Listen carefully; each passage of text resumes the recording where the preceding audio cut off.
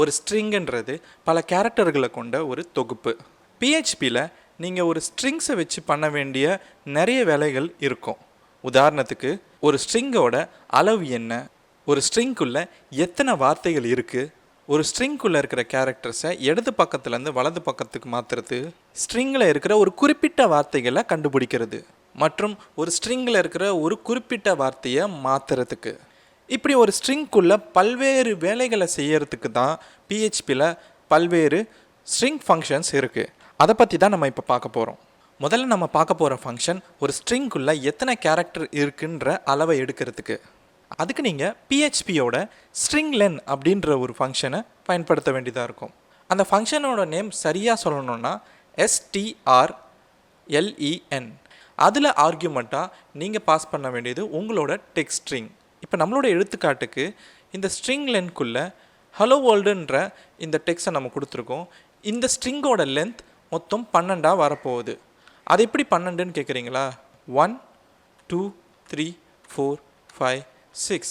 இங்கே 6ன்றது ஸ்பேஸ் தான், ஆனால் இருந்தாலுமே அதுவுமே ஒரு கேரக்டராக நம்ம பிஹெச்பி கணக்கெடுத்துக்கும்.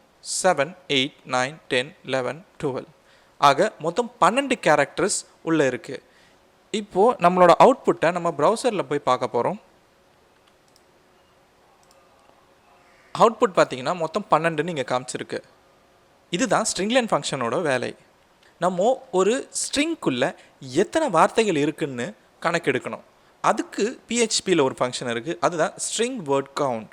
இதில் அந்த ஃபங்க்ஷன் நேமை நம்ம எப்படி குறிப்பிடணும் அப்படின்னா str_word_count அப்படின்றது அந்த ஃபங்க்ஷனோட பேர். அதுக்குள்ளே நம்ம ஆர்கியூமெண்ட்டாக கொடுக்க வேண்டியது நம்மளோட டெக்ஸ்ட் ஸ்ட்ரிங். இப்போது இந்த டெக்ஸ்ட் ஸ்ட்ரிங்கில், அதாவது இந்த ஹலோ வேர்ல்டுன்ற டெக்ஸ்ட் ஸ்ட்ரிங்கில் ஹலோ வேர்ல்டு அப்படின்னு 2 வார்த்தைகள் தான் இருக்குது. அதனால் நம்மளுக்கு அவுட்புட் 2ன்னு தான் வரப்போகுது. நான் சொன்ன மாதிரியே இங்கே 2ன்னு தான் வந்திருக்கு.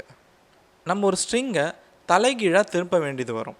அதாவது எல்லா கேரக்டர்ஸையுமே இடது பக்கத்துலேருந்து வலது பக்கத்துக்கு நம்ம திருப்ப வேண்டியதாக இருக்கும்.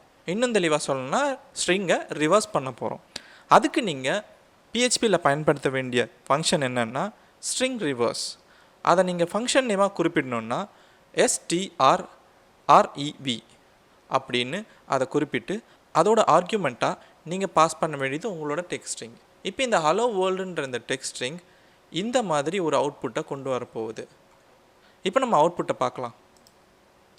பார்த்தீங்கன்னா நான் சொன்ன மாதிரி அந்த அவுட்புட் வந்துருச்சு. அதுக்கப்புறமா அடுத்து உங்களோட டெக்ஸ்ட் ஸ்ட்ரிங்கில் குறிப்பிட்ட ஒரு வார்த்தையை நீங்கள் கண்டுபிடிக்க வேண்டிய சந்தர்ப்பம் வரும். அந்த மாதிரி சூழ்நிலையில் நீங்கள் பயன்படுத்த வேண்டிய ஃபங்க்ஷன் என்னென்னா ஸ்ட்ரிங் பொசிஷன். அதை ஃபங்க்ஷன் நேமாக குறிப்பிடணுன்னா strpos.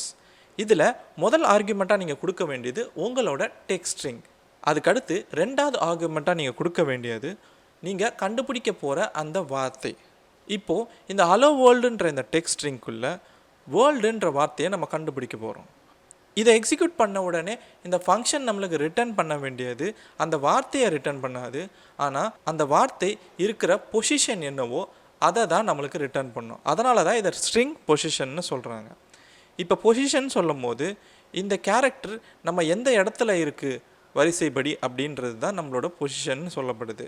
அதன்படி பார்க்கும்போது இந்த ஹலோ வேர்ல்ட் ஸ்ட்ரிங்கில் ஹெச்ன்ற இந்த எழுத்து நம்மளுக்கு 0ன்ற பொசிஷனில் இருக்குது. கிட்டத்தட்ட ஒரு அரே எலிமெண்ட்டில் இருக்கிற முதல் எலிமெண்ட் மாதிரி இந்த ஹெச் இருக்குது. அடுத்து ஈன்றது 1வது பொசிஷனில் இருக்குது, எல்லுங்கிறது 2வது பொசிஷனில் இருக்குது, மறுபடியும் ஒரு எல் 3வது பொசிஷனில் இருக்குது, ஓ 4வது பொசிஷன், ஒய் ஸ்பேஸ் 5வது பொசிஷன், 6வது பொசிஷனில் தான் நம்மளுக்கு வேர்ல்டு அப்படின்ற அந்த வார்த்தை தொடங்குது.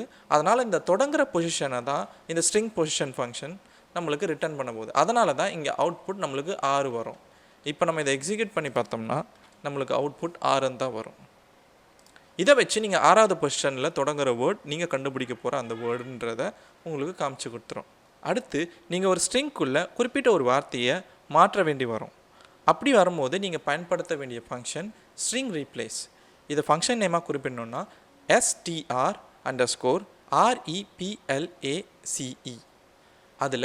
அதில் முதல் ஆர்குமெண்ட்டாக நீங்கள் கொடுக்க வேண்டியது உங்களோட டெக்ஸ்ட் ஸ்ட்ரிங்கில் எந்த வார்த்தையை மாற்ற போகிறீங்க அந்த வார்த்தை அடுத்த ஆர்குமெண்ட்டாக நீங்கள் கொடுக்க வேண்டியது மாற்ற போகிற அந்த வார்த்தைக்கு நீங்கள் எந்த வார்த்தையை அந்த இடத்துல இடம்பெயர்க்க போகிறீங்களோ அந்த வார்த்தை. மூணாவது உங்களோட டெக்ஸ்ட் ஸ்ட்ரிங். இப்போது இதில் இந்த ஹலோ வேர்ல்டுன்ற இந்த டெக்ஸ்ட் ஸ்ட்ரிங்கில் வேர்ல்டுன்ற வார்த்தையை நான் டாலின்னு மாற்ற போகிறேன் அப்படின்றது தான் இந்த ஃபங்க்ஷனில் 3 ஆர்குமெண்ட்டாக கொடுத்துருக்கு. இப்போது இதன்படி பார்க்கும்போது நம்மளுக்கு ஹலோ வேர்ல்டுன்னு வராது, ஹலோ டாலின்னு தான் அவுட்புட் வரும். ஹலோ டாலி அப்படின்றது நம்மளுக்கு அவுட்புட்டாக வந்துருச்சு. இதுதான் ஸ்ட்ரிங் ரீப்ளேஸ் ஃபங்க்ஷனோட வேலை.